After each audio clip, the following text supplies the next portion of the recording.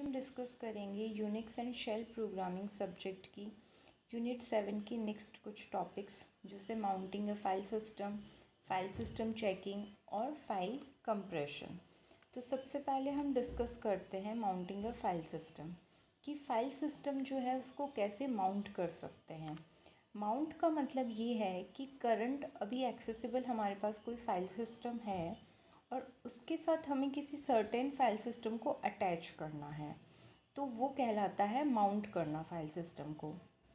जैसे for example कि हमारा ऑलरेडी एक एग्जिस्टिंग फाइल सिस्टम है हमारे कंप्यूटर में, ऑपरेटिंग सिस्टम में, और हमारे पास एक हार्ड डिस्क है या फिर एक रिमूवेबल डिवाइस है जैसे यूएसबी हो गया, पेन ड्राइव हो गया। वो हमें क्या करना है, अटैच करना है जो करंट फाइल सिस्टम है उसके साथ। तो उसको अटैच करने के लिए हमें क्या करना पड़ेगा, जो हमारी रिमूवेबल डिवाइस है उसको हमें क्या करना पड़ेगा, माउंट करना पड़ेगा करंट फाइल सिस्टम के साथ। तो माउंट करने के लिए मतलब अटैच करना पड़ेगा। तो माउंट करने के लिए माउंट कमांड यूज़ की जाती है यूनिक्स के अंदर, जो क्या करती है, किसी सर्टेन फाइल सिस्टम को अटैच करती है करंट फाइल सिस्टम के साथ। मतलब कि अगर कोई भी हम डिवाइस ऐड कर रहे हैं, अटैच कर रहे हैं हमारे सिस्टम के साथ, और उसको हमें फाइल सिस्टम के साथ क्या करना है, अटैच करना है, तो हमें उसे क्या करना पड़ेगा, माउंट करना पड़ेगा। यूनिक्स की अगर हम बात करें तो जितनी भी फाइल्स होती हैं, डायरेक्टरीज़ होती हैं, वो सारी हमारी हायरार्किकल स्ट्रक्चर में अरेंज्ड होती हैं। हायरार्किकल स्ट्रक्चर का मतलब है कि रूट लाइक स्ट्रक्चर में होती हैं, तो ट्री लाइक स्ट्रक्चर में होती हैं। और जो डायरेक्टरी होती है वो हमारी रूट डायरेक्टरी से स्टार्ट होती है। अगर हम इसके फाइल स्ट्रक्चर की बात करें तो सबसे टॉप पे हमारी रूट होती है, और उसके बाद उसकी जो सब डायरेक्टरीज़ होंगी उनमें आएगा बिन, एग्जीक्यूटेबल फाइल्स होती हैं, डिवाइस फाइल होती हैं, टेम्पररी फाइल्स होती हैं। वैसे ही एक माउंट डायरेक्टरी भी क्रिएटेड रहती है। माउंट नाम से एक डायरेक्टरी ऑलरेडी एग्जिस्ट करती है, बाय डिफ़ॉल्ट रहती है वो यूनिक्स फाइल सिस्टम में। और इस जो पर्टिकुलर डायरेक्टरी है, इसको और इसकी जो सब डायरेक्टरीज होती हैं उनको हम माउंट पॉइंट्स के लिए यूज़ करते हैं। मतलब कि जैसे इस सर्टेन फाइल सिस्टम को हमने अटैच किया, तो जब हम अटैच करेंगे तो जिस पॉइंट पर अटैच करेंगे वो हमारा माउंट पॉइंट बन जाएगा। तो जो ये पर्टिकुलर डायरेक्टरी है और इसकी सब डायरेक्टरीज होती हैं उसको हम स्पेशली माउंट पॉइंट के लिए यूज़ करते हैं। अब फाइल सिस्टम को माउंट कौन कर सकता है, तो जो रूट यूज़र होता है, जो सुपर यूज़र होता है, जैसे हमने फर्स्ट पार्ट के अंदर डिस्कस किया था कि जितना भी सिस्टम एडमिनिस्ट्रेशन का काम है वो हमारा रूट यूज़र कर सकता है, जो सुपर यूज़र भी कहलाता है। तो अगर फाइल सिस्टम को माउंट करना है तो वो काम भी हमारा रूट यूज़र ही कर सकता है, या फिर यूज़र को क्या करना पड़ेगा, लॉगिन होना पड़ेगा एज ए रूट यूज़र। अब इस कमांड को हम किस तरह से यूज़ कर सकते हैं, तो कमांड क्या है, जैसे माउंट, इसके साथ अगर कोई ऑप्शन यूज़ करना है तो वो, फिर किस डिवाइस को हमें माउंट करना है और किस डायरेक्टरी में हमें उसको माउंट करना है। जैसे यहाँ पे एग्जांपल लिया है हमने, माउंट DEVHTA8 डायरेक्टरी 8। तो यहाँ पे क्या होगा कि ये जो पर्टिकुलर डिवाइस है ये हमारी माउंट हो जाएगी इस डायरेक्टरी के अंदर, ठीक है। तो अब क्या होता है कि यहाँ पे हम किस टाइप की डिवाइस जो है उसको माउंट कर रहे हैं, तो उसके लिए हमें पता है कि डिफरेंट फाइल सिस्टम्स होते हैं। बेसिकली माउंट जो होता है, कमांड है, वो डिटेक्ट कर लेता है ऑटोमेटिकली कि कौन सा फाइल सिस्टम है। बट कुछ फाइल सिस्टम्स हमें एक्सप्लिसिटली उसमें मेंशन करने पड़ते हैं, माउंट जो कमांड है वो उसको रिकॉग्नाइज नहीं करती है। तो अगर हमें टाइप भी डिफ़ाइन करना है तो उसके लिए हम क्या करेंगे, जैसे माउंट/t हमने यूज़ किया है, टाइप किस टाइप की डिवाइस है वो, और यहाँ पे टी यूज़ करके टाइप उसका बताएंगे कि किस टाइप की है। अगर NFS है तो NFS लिखेंगे, डिवाइस बताएंगे कि किस डिवाइस को हमें माउंट करना है, और उसके बाद डायरेक्टरी की कौन सी डायरेक्टरी में हमें उसे माउंट करना है। तो ये तो था कि हमने माउंट कर दिया, मतलब हमने किसी सर्टेन फाइल सिस्टम को अटैच कर दिया। अगर अब हमें उसे रिमूव करना है, जो कनेक्शन हमने बनाया है उसको हमें रिमूव करना है, तो उसको हम कहते हैं अनमाउंटिंग। जैसे हमने माउंट यूज़ किया है, उसकी जगह हम क्या यूज़ करेंगे, अनमाउंट कमांड यूज़ करेंगे अगर हमें कनेक्शन को रिमूव करना है। तो इस तरह से हम किसी फाइल सिस्टम को माउंट कर सकते हैं। फाइल सिस्टम को हम करंट फाइल सिस्टम के साथ अटैच। टॉपिक है file system checking. File system checking जो है वो हमारे फाइल सिस्टम को चेक करता है, जिसके लिए कमांड यूज़ की जाती है FSCK। FSCK stands for file system consistency check. तो फाइल सिस्टम की कंसिस्टेंसी जो है, मतलब कि जब भी हमारा बूट टाइम होता है उस पर कुछ सर्टेन कंडीशंस अगर डिटेक्ट होती हैं तो ये कमांड जो है वो रन होती है। तो यूजुअली वो कंडीशंस होती हैं, जैसे एक फाइल सिस्टम है वो मार्क्ड है as a dirty. Mark as dirty का मतलब ये है कि वो इनकंसिस्टेंट स्टेट के अंदर है, इनकंसिस्टेंट डेटा जो है वो है उसके अंदर। फॉर एग्ज़ाम्पल कि जैसे ए एक डेटाबेस था और बी एक डेटाबेस है फॉर एग्ज़ाम्पल, तो ए में से हमने कुछ रिमूव करके और बी में हमें ऐड करना है, और हमने क्या किया है कि ए में से रिमूव तो कर दिया पर वो बी में ऐड नहीं हुआ, तो वो क्या हो गया, इनकंसिस्टेंट स्टेट आ गई। तो डेटा की अगर इनकंसिस्टेंट स्टेट में है तो फाइल सिस्टम मार्क रहेगा एज अ डर्टी, और अगर ये कंडीशन डिटेक्ट होती है तो हमारी ये कमांड रन होती है। उसी तरह से अगर किसी फाइल सिस्टम को नंबर ऑफ़ टाइम्स बिना चेक किए कि वो माउंट हुई है या नहीं हुई है, उसको नंबर ऑफ़ टाइम्स क्या कर दिया, माउंट कर दिया, तो उस केस में भी ये कमांड हमारी रन होगी। तो जब ये कमांड रन होगी तो ये एग्ज़िट होती एक यूनिक नंबर के साथ। वो जो यूनिक नंबर होता है वो हमें ये डिफ़ाइन करता है कि किस तरह की कंडीशंस हैं, क्या प्रॉब्लम है। जैसे फॉर एग्ज़ाम्पल कि जो यूनिक एग्ज़िट कोड है वो 0 है, तो इसका मतलब उसमें कोई एरर नहीं है। अगर 1 आया है तो इसका मतलब फाइल सिस्टम एरर करेक्ट हो चुकी है। अगर एरर 2 आई है तो इसका मतलब सिस्टम जो है उसको रीबूट करने की ज़रूरत है। अगर 4 है तो इसका मतलब फाइल सिस्टम में एरर है, वो अनकरेक्टेड लेफ़्ट किया गया है। 8 है तो इसका मतलब ऑपरेशनल एरर है। 16 है तो इसका मतलब उसमें सिंटेक्स एरर है। 32 है तो इसका मतलब ये है कि यूज़र ने रिक्वेस्ट की है FSCK को, जो कमांड है इसको कैंसिल कर दिया है। और 128 है तो इसका मतलब शेयर्ड लाइब्रेरी की कोई एरर है। तो जब ये कमांड रन होगी तो ये क्या करेगी, एक यूनिक नंबर, इनमें से एक यूनिक नंबर देगी। हो सकता है वो कॉम्बिनेशन भी हो। बूट टाइम पे रन होने के बाद जो एग्ज़िट कोड होगा वो हमें जितनी भी फाइल सिस्टम्स हैं उनके एग्ज़िट कोड का बिटवाइज और मिलेगा।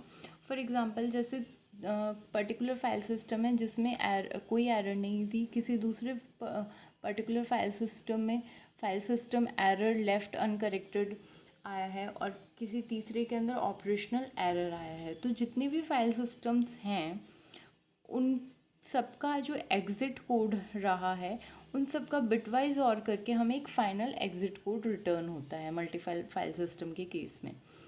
और इसका जो सिंटेक्स रहता है वो होता है FSCK, और उसके साथ हम डिफरेंट ऑप्शंस यूज़ कर सकते हैं।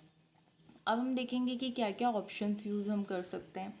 अगर हमने M यूज़ किया है तो ये क्या करेगा कि फ़ाइल सिस्टम तो चेक करेगा, लेकिन जो माउंटेड फाइल सिस्टम्स हैं उनको चेक नहीं करेगा, और उनके लिए एग्ज़िट कोड जो है वो हमें 0 मिलेगा। एग्ज़िट कोड 0 का मतलब होता है नो एरर, कि कोई एरर नहीं है। तो माउंटेड फाइल सिस्टम के लिए हमें एग्ज़िट कोड 0 मिलेगा, वो चेक नहीं होंगी। अगर हमने ऑप्शन N यूज़ किया है तो इसमें हमें ये कुछ भी नहीं करता है, बस ये बताता है कि व्हाट वुड बी डन, कि क्या हो करना है। अगर हमने P यूज़ किया है तो ये क्या करेगा कि रूट फाइल सिस्टम जो है और जो दूसरे फाइल सिस्टम है उन सबको पैरेलली चेक करेगा। अगर हमने ऑप्शन R यूज़ किया है तो इस केस में ये क्या करेगा कि जितनी भी फाइल सिस्टम्स हैं उन सबको चेक करेगा, लेकिन रूट फाइल सिस्टम को चेक नहीं करेगा। ये ऑप्शन हम तब यूज़ कर सकते हैं जब हमारा रूट फाइल सिस्टम है वो ऑलरेडी माउंटेड है। तो उस केस में क्या होगा कि रूट फाइल सिस्टम को ये स्किप कर देगा। अगर हमने T यूज़ किया है ऑप्शन, तो स्टार्टअप जब स्टार्ट होता है हमारा तो उस टाइम पे टाइटल शो नहीं करेगा, ठीक है। और वैसे ही अगर हम ऑप्शन वी यूज़ करते हैं तो ये वर्बॉस आउटपुट प्रोड्यूस करेगा including all file system specific commands that are executed. मतलब जो जितनी भी फाइल सिस्टम्स हैं उनके स्पेसिफिक कमांड्स को एग्जीक्यूट करके जो हमें आउटपुट मिला है उसको ये शो करेगा। तो इस तरह से हम फाइल सिस्टम की कंसिस्टेंसी को चेक कर सकते हैं। अब हम नेक्स्ट टॉपिक डिस्कस करेंगे फाइल कंप्रेशन की, फ़ाइल को किस तरह से कंप्रेस किया जा सकता है। यूनिक्स के अंदर फाइल्स को कंप्रेस करने के लिए जो कमांड है वो यूज़ की जाती है gzip। इस कमांड की हेल्प से हम फाइल्स को कंप्रेस कर सकते हैं और डायरेक्टरीज़ को भी कंप्रेस कर सकते हैं। तो इसका सिंटेक्स जो है वो रहेगा gzip, इसके साथ हम ऑप्शंस यूज़ करेंगे और फिर यहाँ पे हम फाइल्स यूज़ करेंगे जिनको हमें कंप्रेस करना है।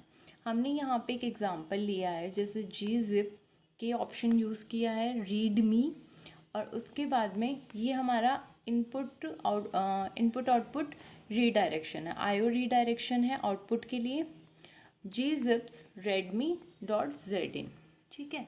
तो gzip कमांड जो है वो क्या करेगी, कंप्रेस करेगी फाइल रीडमी को। फाइल रीडमी को इसने क्या किया है, कंप्रेस किया है, और यहाँ पे हमने इसको रीडायरेक्ट किया है। इसके जो आउटपुट है इसको हमने क्या किया है, रीडायरेक्ट। एक हमारा स्मॉलर देन का सिंबल होता है, एक हमारा ग्रेटर देन का सिंबल होता है। स्मॉलर देन का होता है इनपुट रीडायरेक्शन के लिए और ग्रेटर देन का होता है आउटपुट रीडायरेक्शन के लिए। तो यहाँ पे हमने क्या किया, रीडमी फाइल को क्या किया, कंप्रेस किया, और उसके आउटपुट को हमने रीडायरेक्ट किया है किस में, इस पर्टिकुलर फाइल के अंदर। मतलब जो भी हमारा आउटपुट आएगा वो किस नाम से आएगा, इस नाम से आएगा। और साथ ही हमने के ऑप्शन यूज़ किया है, तो ये क्या करेगा, जो ओरिजिनल रीडमी फाइल है उसको भी रखेगा। नॉर्मली क्या होता है कि जब हम gzip यूज़ करते हैं तो फाइल कंप्रेस हो जाती है और जो ओरिजिनल फाइल है वो डिलीट हो जाएगी, लेकिन हमने यहाँ पे ऑप्शन के यूज़ किया है। तो के ऑप्शन के यूज़ करने पे क्या होगा कि जो ओरिजिनल फाइल है वो तो हमारी रहेगी, और उसके साथ ही उसका कंप्रेस होके जो आउटपुट आएगा वो भी रहेगी, और साथ में ओरिजिनल फाइल भी रहेगी। अगर हमें कंप्रेस फाइल कर ली, अब उसको वापस से हमें डीकम्प्रेस करना है या अनकम्प्रेस करना है, तो उसके लिए हम कमांड यूज़ कर सकते हैं gunzip। इसका जो सिंटेक्स होगा वो रहेगा gunzip, इसके साथ ऑप्शंस यूज़ करेंगे और उसके बाद हम इसके साथ फाइल्स यूज़ करेंगे, जो इन फाइल्स को हमें अनजिप करना, अनकम्प्रेस करना है, या अनजिप भी बोल सकते हैं। अब हम देखेंगे कि इसके साथ हम क्या क्या ऑप्शंस यूज़ कर सकते हैं।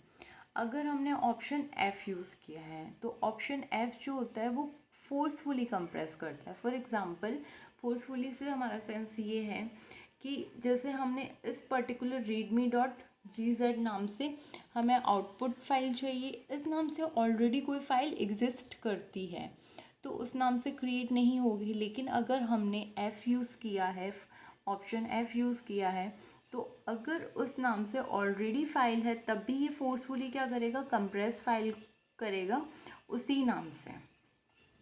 अगर हमने ऑप्शन के यूज़ किया है तो ये ओरिजिनल फाइल को रखता है, मतलब कि कंप्रेस होने के बाद ओरिजिनल फाइल डिलीट हो जाती है, लेकिन अगर हम ऑप्शन के यूज़ करेंगे तो हमारी ओरिजिनल फाइल भी रहेगी, वो डिलीट नहीं होगी। अगर हम ऑप्शन आर यूज़ करते हैं तो ये जितनी भी फाइल्स हैं फोल्डर में उन सबको क्या कर देगा, कंप्रेस कर देगा। उसके अलावा हम 1 से 9 तक ऑप्शन यूज़ कर सकते हैं। 1 से 9 का ऑप्शन का मतलब ये है कि यहाँ पे हमने के यूज़ किया है तो के की जगह हम 1 2 3 अप टू 9 यूज़ कर सकते हैं। तो उनका क्या मीनिंग है, 1 to 9 जो है वो चेंज करता है कंप्रेशन लेवल को, स्पीड को, और किस तरह से वो कंप्रेस होगा level by level. For example कि अगर हम लिखते हैं -1, तो इसका मतलब ये है कि ये सबसे फास्टेस्ट कंप्रेशन होगा। हो सकता है ये बेस्ट ना हो पर ये सबसे फास्ट होगा। अगर हम 9 की बात करें तो वो बेस्ट कंप्रेशन हमें मिलेगा। तो सबसे फास्ट है तो हो सकता है कि वो बहुत अच्छे से कंप्रेस नहीं हुआ और उसकी साइज़ बड़ी हो, 9 में हमने अगर कंप्रेस किया है तो वो हमें बेस्ट कंप्रेस्ड फाइल मिलेगी, मतलब कि जितना छोटा वो हो सकता है उतना कंप्रेस वो होके हमें मिलेगा। तो 1 to 9 जब हम मूव करते हैं तो ये लेवल जो है इसका, वो स्पीड और वो किस तरह से कंप्रेस होगा ये वेरी करता है लेवल बाय लेवल। उसी के साथ अगर हम वी ऑप्शन यूज़ करते हैं तो ये हमें जैसे फाइल को ये हमने कमांड लिखी, इसके साथ अगर हम वी ऑप्शन यूज़ करते तो जब ये कंप्रेस हो जाती, कंप्रेस होने के बाद हमें एज अ आउटपुट स्क्रीन पे शो होता कि क्या नाम है फाइल का और उसमें कितना परसेंटेज जो है वो रिडक्शन हो गया है। फॉर एग्जांपल कि जैसे 1000 MB की फ़ाइल है कोई और उसको हमने कंप्रेस किया और वो हमारी हो गई 500 MB की फ़ाइल, दैट मीन्स कि हमने 50% तक उसको कंप्रेस कर दिया। तो उस पर्टिकुलर फाइल का नाम और जितना कंप्रेस हुआ है परसेंटेज, वो परसेंटेज वहाँ पे आ जाएगा। जैसे अगर 50% हुआ है तो इसका मतलब वो फाइल जो है पहले की साइज़ से 50% अब कम हो चुकी है। जैसे हमने अनकम्प्रेस के लिए यहाँ पे गनजिप कमांड यूज़ की थी, हम gzip कमांड के थ्रू भी अनकम्प्रेस कर सकते हैं या डीकम्प्रेस कर सकते हैं। तो उसके लिए हमें क्या करना पड़ेगा, ऑप्शन डी यूज़ करना पड़ेगा। अगर हम gzip के साथ ऑप्शन डी यूज़ करते हैं तो वो हमारा यूज़ आता है डीकम्प्रेस करने के लिए या अनकम्प्रेस करने के लिए। तो इस तरह से हम फाइल को कंप्रेस और डीकम्प्रेस कर सकते हैं यूनिक्स के अंदर यूजिंग कमांड्स। Thank you.